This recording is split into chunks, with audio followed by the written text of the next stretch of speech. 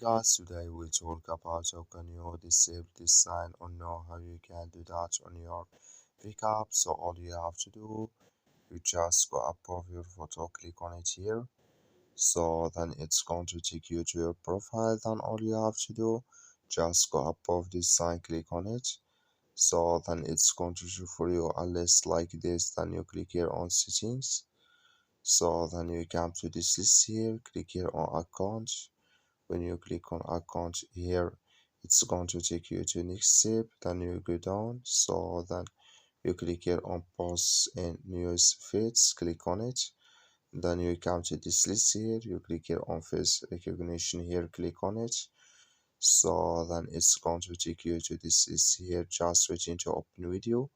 And you come here to recognize friends in my photos, click in this sign or this color.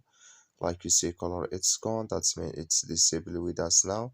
That's all you have to do. Thank you for watching. Don't forget to support us by liking, subscribe.